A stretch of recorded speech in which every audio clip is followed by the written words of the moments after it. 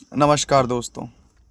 पता है, जब हम मार्केट में आते हैं तो हमें बहुत ज़्यादा लोग ओपिनियन देते हैं, सजेशन देते हैं कि इस तरीके से करो, ये करो, वो करो।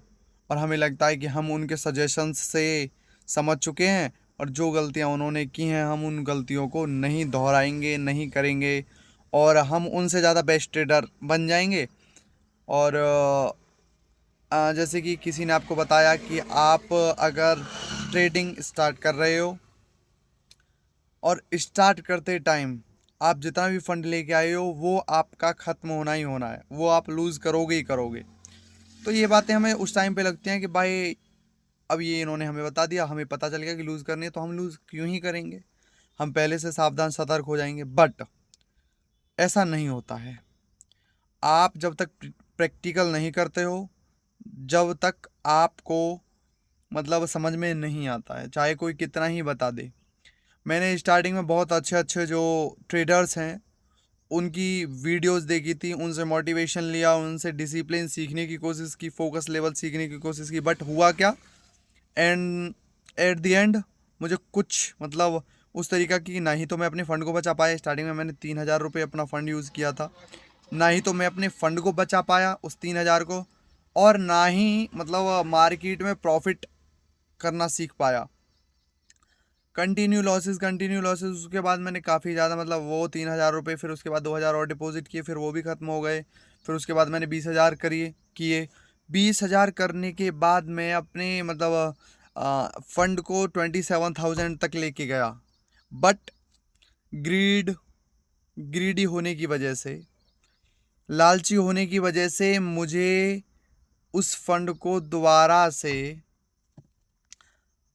मतलब आधे से भी कम करने में सिर्फ और सिर्फ 15 से 20 दिन लगे। मैं मेरी सोच थी, जब भी मैं मतलब नेक्स्ट ट्रेड लेता था मैं सोचता था कि यार मैं अपने उस लॉस को रिकवर करूं, प्रॉफिट करूं, लॉस को रिकवर करूं, प्रॉफिट करूं। मतलब जो मेरा पहले प्रॉफिट था मैं उसी प्रॉफिट पे दोबारा जाऊं। मतलब उसी तरीके की सोच ने मेरा और ज़्यादा कंटिन्यू लॉस चलता रहा। आज मुझे करीबन 6-7 महीने होने को जा रहे हैं ट्रेडिंग करते करते, बट मुझे वो परेशानी, मुझे वो प्रॉब्लम समझ में नहीं आ रही कि कहाँ मैं गलती कर रहा हूँ। मेरी सबसे बड़ी गलती जो कि मुझे लगती है शायद से वह है लालच। क्योंकि मैं हर ट्रेड में अपने मेरा एनालाइज मैं करता हूँ मार्केट को तो वो ठीक होता है। बट अपनी ग्रीडीपन की वजह से मैं कहीं ना कहीं लालच कर जाता हूँ और मेरा वो जो ट्रेड है वो बिगड़ जाता है। तो इसीलिए मार्केट में अगर आप स्टार्ट करने जा रहे हो तो आपको सबसे जो इम्पोर्टेंट चीज़ है वह है स्मॉल फंड से स्टार्ट करो। अगर आप ट्रेडिंग स्टार्ट कर रहे हो तो बहुत छोटे अमाउंट से, बहुत छोटे कैपिटल से आप मार्केट को स्टार्ट करो। सिर्फ और सिर्फ 3,000, 4,000, 5,000 से स्टार्ट करो। और 5,000 से स्टार्ट करने के बाद आप उस फंड को लेकर जाओ। मतलब बहुत छोटे छोटे स्ट्रेट, 1 लॉट, सॉरी मतलब 0.01 लॉट, 0.0 मतलब इतने से स्टार्ट करके और अपनी ट्रेडिंग को सीखो।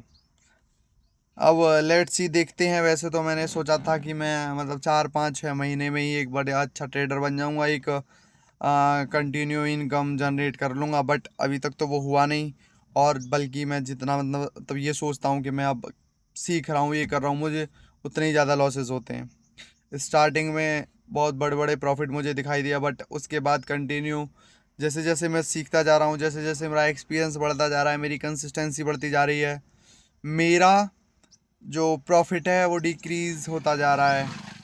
मेरा जो मतलब लॉट साइज़ है वो और ज़्यादा डिक्रीज़ होता जा रहा है। और मैं कोशिश करता हूँ कि मैं अपनी ट्रेड्स को बेस्ट करूँ, बट उसमें वो नहीं हो पा रहा, बल्कि और ज़्यादा मुझे प्रॉब्लम्स हो रही हैं, ये हो रही हैं।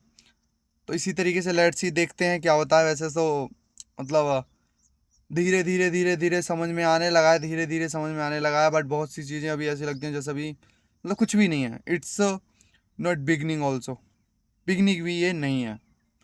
तो लेट्स सी देखते हैं क्या होता है। बट मोस्ट इम्पॉर्टेंट बात कि अगर आप स्टार्ट कर रहे हो तो एक बिगिनर होने के नाते मैं आपको ये बताऊंगा कि आप बहुत छोटे अमाउंट से, बेशक आपके पास 10 लाख रुपए हैं, 20 लाख हैं, 1 करोड़ है, 2 करोड़ है, कितने भी आपके पास फंड है, आप बहुत छोटे अमाउंट से स्टार्ट करो। ठीक है, ओके, बाय, जय श्री राम।